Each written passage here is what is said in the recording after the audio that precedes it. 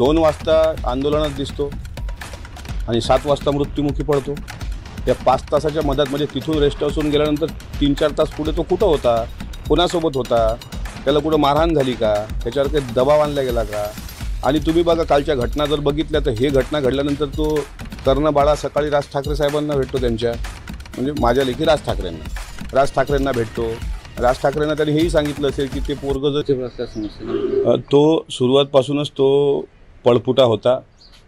मी गाडीत असताना त्याची हल्ला करायची हिंमत झाली नव्हती आणि मी अगोदर सांगितलं होतं तो पळपुटा आहे, तो ढुंगणाला पाय लावून पळून जाईल।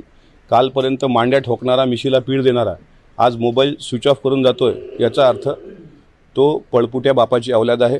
मला अकोला पोलीस, महाराष्ट्र पोलीस, विशेषतः अकोला पोलिसांनी काल शब्द दिलाय की त्याच्या मुसक्या आवळू आणि SP बच्चन सिंग यांच्या शब्दावर मी ते कालचं उपोषण मागं पण घेतलं आणि मला विश्वास आहे संध्याकाळपर्यंत तो हरामखोर ते मुसके आवळून इथं अकोल्यात आणतील।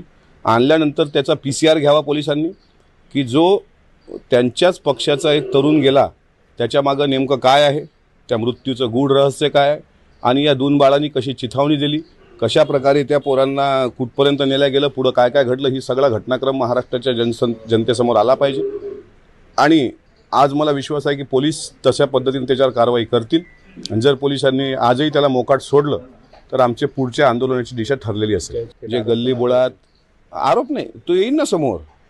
SIT चौकशी लागली आणि निपक्षपाती चौकशी झाली तर गुंडीकरण चिथावणी देणारा तो दुनबाळ्या होता आणि आमच्या अकोल्याचा जो जिल्हाध्यक्ष, तो काय त्याचं नाव इथला साबळे, ह्या लोकांनीच त्याला चिथावणी दिली आणि त्याच्यामुळे हे मोकाट आहेत आणि मोकाट असूनही नंगा नाच करतायत, विध्वंस करतायत। नागपूरमधल्या त्यांच्या एका पदाधिकाऱ्यांनी आज काय दुष्कृत्य केलं हे थोड्या वेळानंतर तुमच्या सर्वांच्या मीडियासमोर येईल। असा पक्ष, काल भीम आर्मी संघटनेचं मी जाहीर अभिनंदन करतो की त्यांनी असा पक्ष महाराष्ट्राच्या पटलावरून काढून टाकावा की जो पक्ष खुनशी आहे, जो पक्ष कोणाचा जीव घ्यायपर्यंत जातो आणि असा पक्ष जर लोकशाहीमध्ये असेल तर या पक्षाचे वाभाळे जनतेने काढले पाहिजे। त्याच्यामुळं भीम आर्मीचं आभार, ज्यांनी मला सहकार्य केलं किंवा त्यांच्या विरुद्ध एक पत्रकच परिपत्रक मुख्यमंत्र्यांना दिलं। त्याच्यानंतर संभाजी ब्रिगेडचे आमचे सगळे पदाधिकारी, त्यांचे पण आभार मानतो की अशा प्रकारे लोकशाही मानणाऱ्या महाराष्ट्र राज्यामध्ये जर असे गुंडागर्दी चालू असेल आणि लोकांचे जीव जात असतील तर त्यावेळेस ते आमच्याशी खंबीरपणे उभे राहिले। त्याच्यामुळे माझा तर प्रयत्न हाच आहे की असे सुपारीबाज, असे सडकछाप लोक, तो काय तो खोपकर ज्याच्या मानीचा मनका मोडलेला आहे, तो काल मला म्हणत होता की तुझे कपडे काढू, त्याला माझ्यासमोर बोलवा।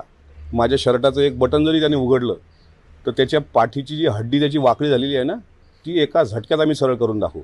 कालपर्यंत आम्ही संयम ठेवला, पण कायदे जर ते हातात घेत असतील तर शेवटी आमचा पण राष्ट्रवादी काँग्रेस पक्षाचा नाईलाज होईल। काल तुम्ही तो मोर्चा दाखवला नाही राष्ट्रवादीचा, मी त्याबद्दल तुमच्याबद्दल काही चॅनलनी दाखवला, त्यांचे आभार, पण ज्या चॅनलनी दाखवला नाही तुम्ही कळू द्या ना की राष्ट्रवादी काँग्रेस पक्ष आणि राष्ट्रवादी काँग्रेस पक्षाच्या व्यतिरिक्त आमच्यासारख्या सर्वसामान्य कुटुंबातून आलेल्या शिवशाहू फुले आंबेडकरी विचार मांडणाऱ्या लोकांच्या सोबत महाराष्ट्रातला तमाम बहुजन वर्ग उभा आहे।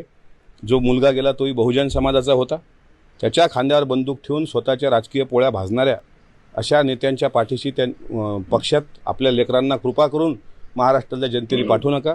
ज्यांच्या पक्षाच्या नेत्याकडे राज्याच्या विकासाचं व्हिजन आहे, उदाहरणार्थ तुम्ही थोड्या वेळापूर्वी कळवण सुरगणा या भागात जो अजितदादांचा दौरा आहे त्यांची जर पत्रकार परिषद बघितली असेल, त्यामध्ये अजितदादांनी ज्या योजना अर्थसंकल्पामध्ये मांडल्या, लाडकी बहीण योजना असेल, 3 गॅस सिलेंडरची, शेतकऱ्याच्या कर्जमाफीची, ह्या योजना पुढे घेऊन जाणारा आमचा नेता, त्यांच्यासोबतच आम्ही का राहतो? त्याचं कारण हे आहे की आम्हाला कधी कोण्या धर्माचा द्वेष करा असं शिकवलं जात नाही, आम्हाला कधी तुमच्या राजकारणाचा त्यांच्या राजकारणासाठी सोयीचा वापर करा असं शिकवलं जात नाही।